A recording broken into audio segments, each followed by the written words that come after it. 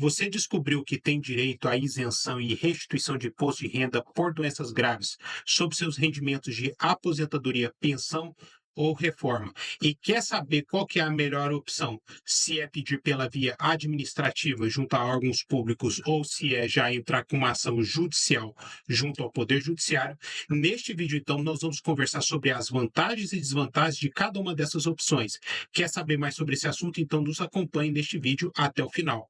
Só que antes eu só peço para você já deixar o seu curtir, também se inscrever em nosso canal e ativar o sino para receber notificações, porque toda semana estou trazendo dicas e curiosidades jurídicas como essa, tudo para facilitar e melhorar a sua vida. Assim também vocês me ajudam a levar esse conteúdo para mais pessoas que precisam saber disso. Então vamos lá, pessoal. Eu separei uma tabela para nós discutirmos as principais vantagens e desvantagens de vocês entrarem com pedido de isenção e de restituição de imposto de renda por doenças graves, tanto na via administrativa quanto na via judicial. Aqui nós vamos comparar e, a partir desses critérios, como tempo de resolução, custo, complexidade, chance de sucesso, vocês vão poder decidir qual é a melhor opção no caso de vocês.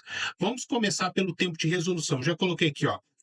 Na via administrativa, pode levar de alguns meses a mais de um ano, dependendo da análise da receita. E não só da receita, pessoal. Por exemplo, se você é um funcionário público e recebe a sua aposentadoria em uma fonte pagadora, vamos imaginar como a Polícia Federal, como a Polícia Militar, o Corpo de Bombeiros Militar. Você vai ter que pedir a isenção do imposto de renda na fonte pagadora e, a partir daí, somente é que você não vai ter mais esses descontos na sua folha de pagamento. E quanto à análise da receita, é especificamente para a restituição do imposto de renda que foi pago. E pela experiência minha e de algumas pessoas aqui do canal, pode sair apenas em alguns meses, 2 meses, 3 meses, ou até mesmo levar mais de um ano, sendo muitas vezes até necessário judicializar. Via judicial pode levar anos, dependendo da complexidade do caso e dos recursos judiciais. Então, pode ser que na via judicial seja muito mais demorado ou não. Em muitos casos, por exemplo, a própria Fazenda Pública, ela propõe um acordo ou ela nem contesta o pedido do contribuinte, porque ela sabe que certamente vai perder e não quer pagar honorários e as custas processuais para o contribuinte vencedor. Segundo critério, pessoal, quanto ao custo, o gasto que o contribuinte vai ter para tentar assegurar um direito dele. Eu coloquei aqui, gratuito, sem necessidade de contratar um advogado na via administrativa, mas isso aqui merece um asterisco. Por quê? Porque tem muitos contribuintes que pedem para um contador, um advogado, fazer esse serviço por eles. Seja porque eles sentem que não tem segurança o suficiente, seja porque eles confiam que esses profissionais vão ter um preparo, uma qualificação maior para resolver determinados casos. Via judicial. Custos com honorários advocatícios e eventuais despesas processuais também merecem um asterisco, porque, dependendo do valor envolvido, normalmente abaixo de 60 salários mínimos, pode ser que essa demanda ela tramite no juizado especial da Fazenda Pública ou no juizado especial federal, que é gratuito em regra em primeiro grau. E também merece uma observação muito importante: muitos advogados e contadores também cobram seus honorários no êxito, ou seja, somente se o contribuinte tiver sucesso, no momento em que ele recebeu o dinheiro, é que ele paga o honorário desse profissional. Então pode ser uma opção muito interessante aí para contadores, advogados e até mesmo você, contribuinte, que quer ver esse profissional empenhado no seu caso. Terceiro critério, pessoal, da complexidade na via administrativa e na via judicial. Coloquei aqui, processo relativamente simples, feito pelo ECAP ou Perdecomp com envio de documentos. Para vocês saberem como fazer isso, eu tenho uma playlist gratuita aqui no YouTube com vários vídeos relacionados sobre o assunto para vocês fazerem por conta própria. Claro que vai demandar um estudo de vocês, paciência, porque são muitos vídeos, é muito conteúdo e é difícil passar isso de uma forma resumida, condensada. Tanto é que, até pedido de muitas pessoas, eu cheguei a fazer um e-book. Para quem quiser adquirir, ele é opcional, vou deixar o link na descrição e no comentário fixado do vídeo, que é um resumo que contém as informações essenciais sobre esse processo. Repito, é opcional para quem quiser. Do contrário, vocês podem assistir a playlist gratuita aqui no YouTube que eu disponibilizei. E na via judicial, processo mais burocrático, exigindo petição inicial e acompanhamento processual. E normalmente esse acompanhamento processual tem que ser feito por advogado. Mesmo nas hipóteses dos juizados especiais da Fazenda Pública e Federal, acima de 20 salários mínimos, a presença do advogado é obrigatória.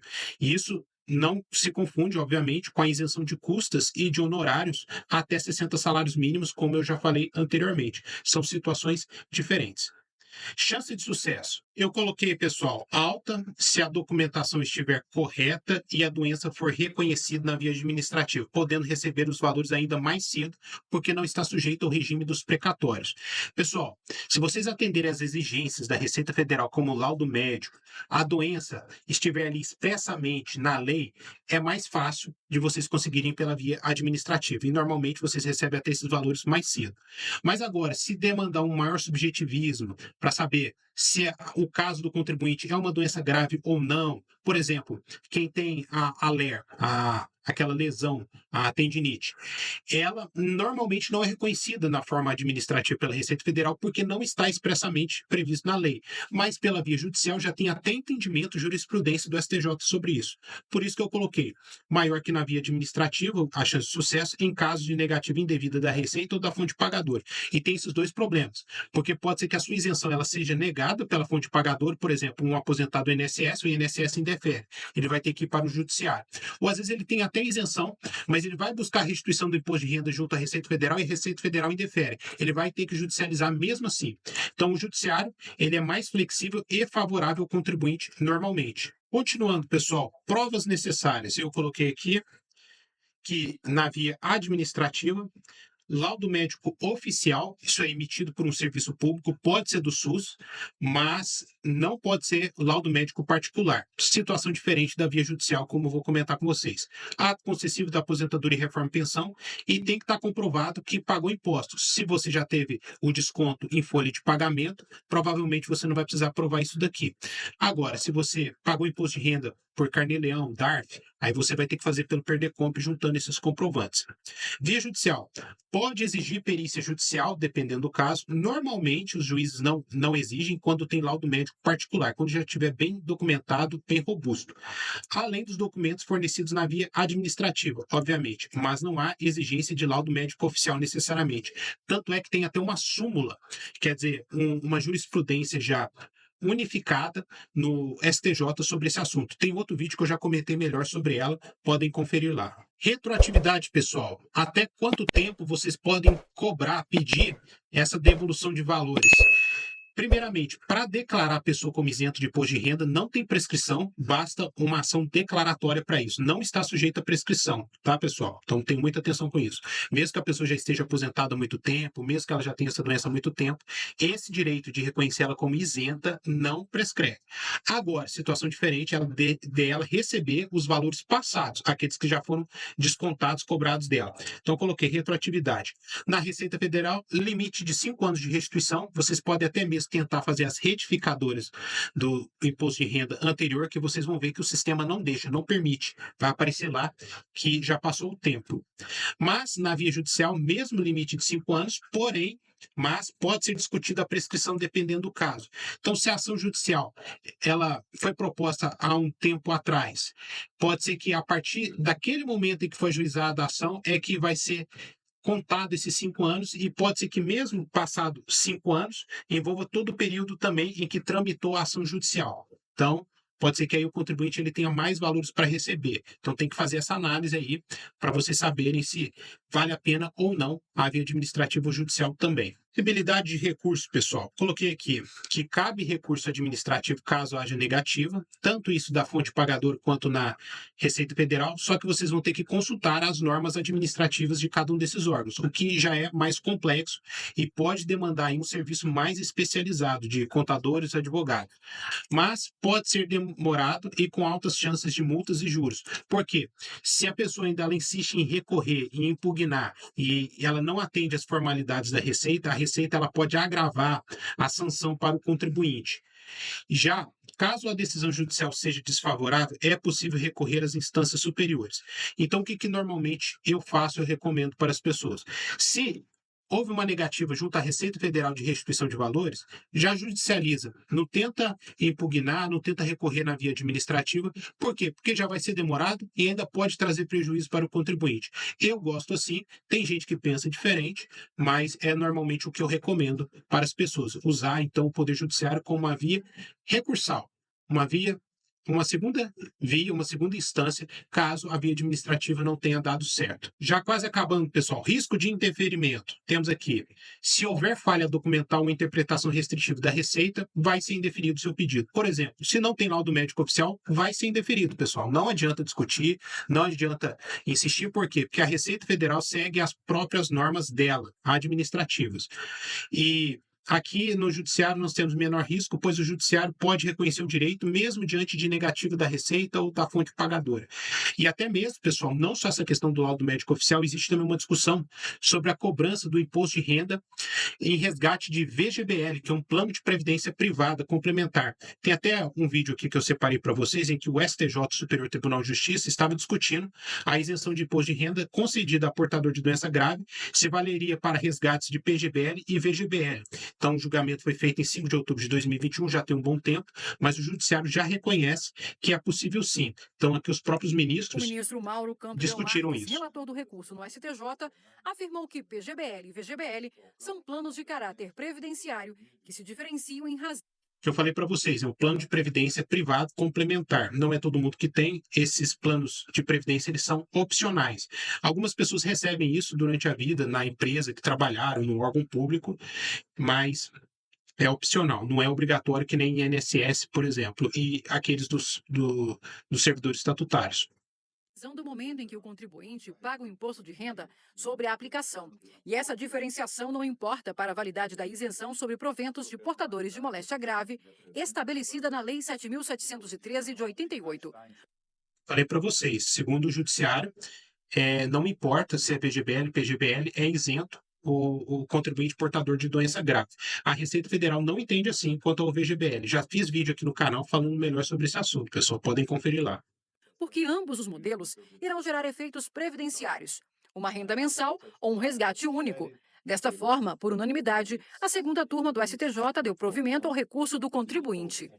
Então, tá aí. Como vocês podem ver, o judiciário é mais maleável nessa situação. E para provar para vocês que o judiciário costuma ser mais flexível e pró-contribuinte nesses casos, tem até mesmo uma discussão envolvendo o ITCMD, que é um imposto de herança sobre VGBL e PGBL, em que o Supremo Tribunal Federal já decidiu que é inconstitucional a incidência do ITCMD, tanto sobre o VGBL quanto o PGBL. Estou mostrando aí para vocês que muitas vezes o Poder Judiciário pode ser estrategicamente melhor, sim.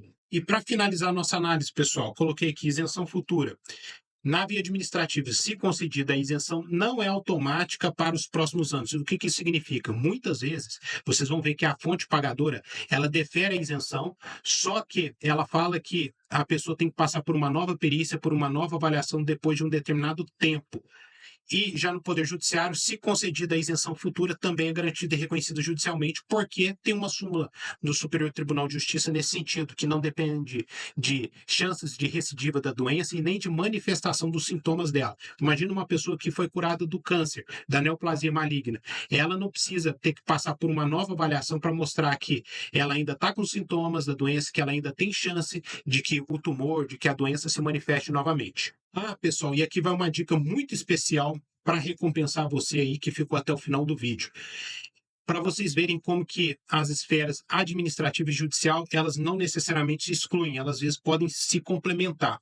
Estou com um caso prático aqui do escritório, em que eu fui contratado agora para pedir a restituição do imposto de renda dessa pessoa que já conseguiu na via judicial a declaração da isenção do imposto de renda dela e também a restituição desses valores. Mas ela não quer fazer na via judicial porque o valor da causa é alto e vai ser submetido ao regime dos precatórios. Vejam só, aqui fala o seguinte, que no caso concreto ela tinha duas doenças graves e tem uma discussão sobre a partir de qual momento é que ela deveria ser isenta e ter o direito à restituição do imposto de renda. E a própria União Federal, que é representando a Receita, não quis nem contestar, nem apresentar defesa contra o pedido dela, reconhecendo que ela tinha uma cegueira monocular desde 3 de agosto de 2023, como ficou aqui relatado na sentença do juiz. Mas mesmo assim, o escritório de advocacia entrou com um recurso chamado embargo de declaração, que é para melhorar, aclarar a decisão do juiz. E por que fizeram isso? Porque queriam reconhecer que antes dessa cegueira monocular, ela tinha uma doença grave, que é a tendinite, a lerdose. E a doença dela da cegueira monocular foi diagnosticada em 3 de agosto de 2023, mas a Lerdot, ela já tinha há 20 anos, então há muito mais tempo, então ela teria direito a um prazo maior para receber esses valores. E o juiz acatou, deferiu, deu provimento ao recurso, tanto é que aqui declarou que ela teria direito a essa restituição e isenção do imposto de renda desde maio de 2011.